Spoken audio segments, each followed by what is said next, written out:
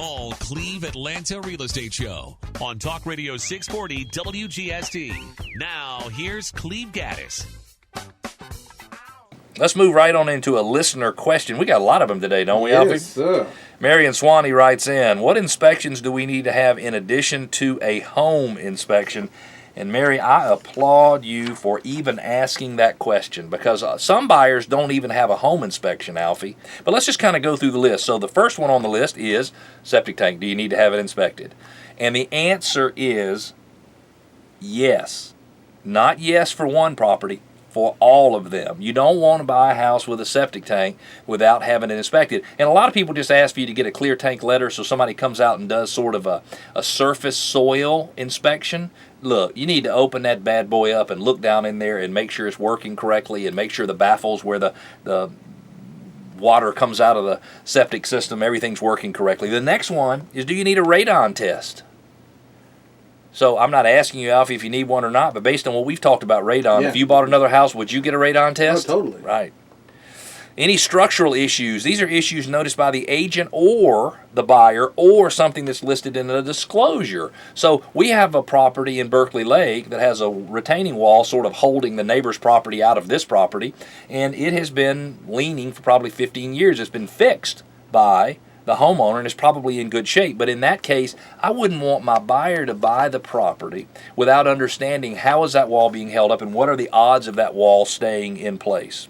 If it has stucco, do you need to do some additional stucco inspections? The answer is yes for hard coat and yes for synthetic stucco. You always need to inspect stucco.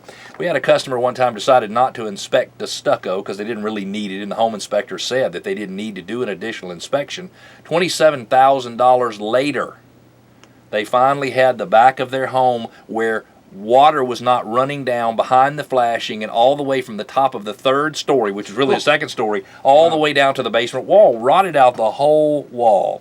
Do you need to do any additional plumbing inspections? Does it have polybutylene piping? What about HVAC? If the HVAC systems are old, you probably ought to have an expert come out and look at those, not just a home inspector. What about the roof? Does it have Atlas Chalet shingles? Did the inspector even mention it? You and I have talked about Atlas Chalet shingles a lot on this show, and you definitely don't want a house that has Atlas Chalet shingles, am I right? Yeah, it's almost like buying a car. You got to take it to the garage and get the mechanic take a look at everything before you decide you want to buy it. Exactly. If you've just joined us, you're listening to the Call Cleve Atlanta Real Estate Show. I'm Cleve Gaddis having a conversation here with my man Alfie's, and my man Alfie's. I am tongue-tied today. My man Alfie, and we're talking about additional inspections someone would need in addition to a home inspection. Do you need to have some appliances inspected? Maybe a swimming pool? Do you need a survey?